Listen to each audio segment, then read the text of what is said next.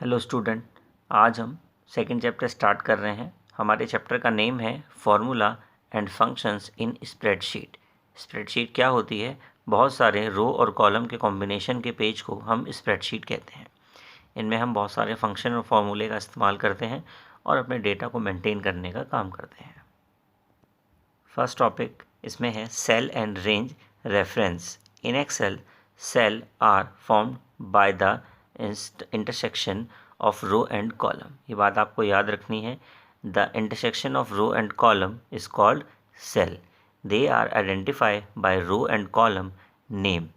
आपके रो और कॉलम के जो नेम होंगे वो किस तरीके से होंगे? अगर आप रोज़ की बात करेंगे तो रोज़ आपके न्यूमेरिक नंबर में होंगे, जैसे कि 1 2 3 4 एंड सो ऑन।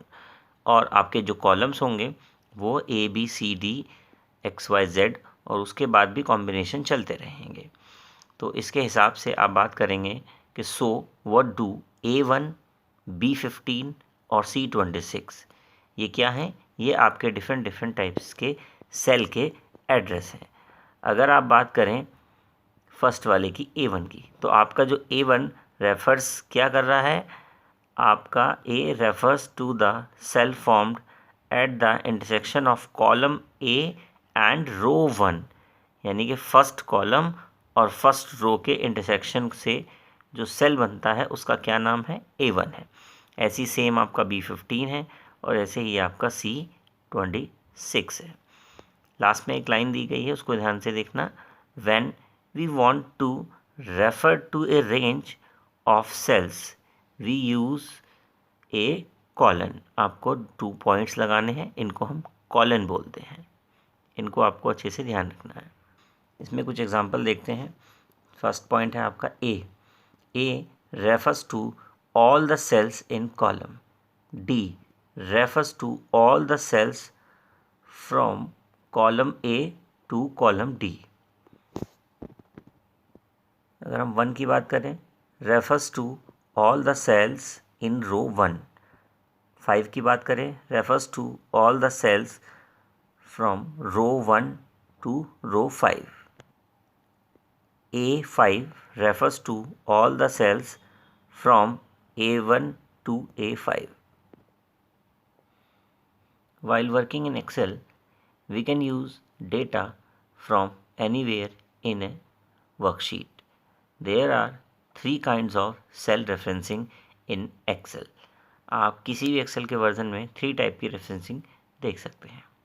नंबर 1 है रिलेटिव रेफरेंस। रिलेटिव रेफरेंस का मतलब होता है कि अगर आपको, मान लीजिए एग्जाम्पल के तौर पे बात करते हैं, B2 से B12 तक जो भी कंटेंट आपका डिस्प्ले है उसको आपको ऐड करना है और B13 में आपको उसका रिज़ल्ट देना है।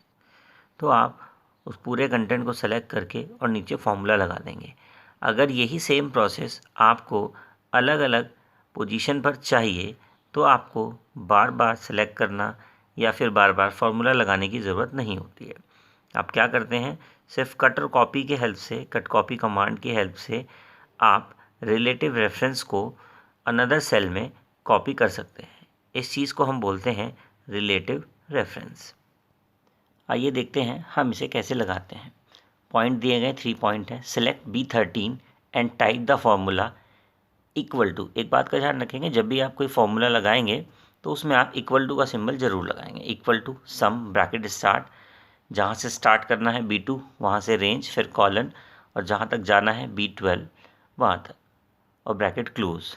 ये करते ही पूरा कंटेंट आपका ऑलरेडी सिलेक्ट हो जाएगा। बाय डिफ़ॉल्ट ये सिलेक्ट हो जाएगा जो भी आपने इसमें रेंज डाला है। Now drag cell B13 across C13 और D13 एंड E13। मतलब आपको जहाँ जहाँ भी ये फॉर्मूला अप्लाई करना है बस आप उसको ड्रैग कर दीजिए। पहला तरीका मैंने बताया कि कट कॉपी कर सकते हैं, पेस्ट कर सकते हैं, कॉपी किया पेस्ट कर दिया। दूसरा तरीका क्या है कि आपने क्या किया, ड्रैग एंड ड्रॉप कर दिया। थर्ड पॉइंट देखेंगे कि ऑटोमेटिकली रेफरेंस रेंज चेंज। इसका मतलब क्या है कि आपकी जो रेंज आपने डाली है ना B2 B12, ये क्या हो जाएगी C2 C12, D2 D13, E2 E13। ये ऑटोमेटिकली चेंज हो जाएगी और आपका रिज़ल्ट एकदम प्रॉपर आएगा। नेक्स्ट है आपका एब्सोल्यूट रेफरेंस। एब्सोल्यूट रेफरेंस का मतलब होता है एग्जैक्ट रेफरेंस देने की बात। इसका मतलब है जैसे आप एक टेबल यहाँ पर देख रहे हैं, इस टेबल में हमने कुछ रेट दे रखे हैं और सेलिंग अमाउंट दिया हुआ है। ये जो रेट और सेलिंग अमाउंट है, अब रेट तो फिक्स हो सकते हैं और जो सेलिंग अमाउंट है वो किस पर डिपेंड करता है, वो डिपेंड करता है आपके क्वांटिटी पर। आपका हो सकता है क्वांटिटी सेम हो, बट सेलिंग रेट के अकॉर्डिंग आपकी क्वांटिटी के हिसाब से जो प्राइजेज़ हैं या जो सेलिंग अमाउंट आया है वो बिल्कुल अलग आता है। तो हम क्या कर रहे हैं यहाँ पर, we give absolute reference when we want to keep both the row and column constant. इसमें क्या कर रहे हैं कि आपने कुछ वैल्यूज़ डाल दी, उसके बाद सेलिंग अमाउंट में फॉर्मूला लगा दिया और सेम क्वांटिटी को आपने फिक्स रखा कि क्वांटिटी कितनी है, इसमें दे रखा है 6 है आपकी क्वांटिटी। तो इन्होंने क्या किया, रेट को क्वांटिटी से मल्टीप्लाई करने का एक फॉर्मूला लगाया और उससे पहले बता रहे हैं कि डॉलर, उससे पहले डॉलर का सिंबल आना चाहिए, तो वो भी उसके फॉर्मूले में उन्होंने ऐड कर दिया कि डॉलर के अकॉर्डिंग हम यहाँ पर बात करेंगे। देन इस फॉर्मूले को उन्होंने क्या किया, कहाँ से कहाँ तक कॉपी कर दिया, B4 से लेके और B5 टू B14 तक आपके फॉर्मूले को कॉपी कर दिया। इस तरीके से अगर आप किसी भी फॉर्मूले को कॉपी कराते हैं तो ये जो आपका कंटेंट है ये कहलाता है एब्सोल्यूट रेफरेंस। इस चीज़ को हम एब्सोल्यूट रेफरेंसिंग बोलते हैं। थर्ड है आपका mixed reference. We use a mixed reference when either the row or the column needs to be kept constant. It is a combination of relative and absolute reference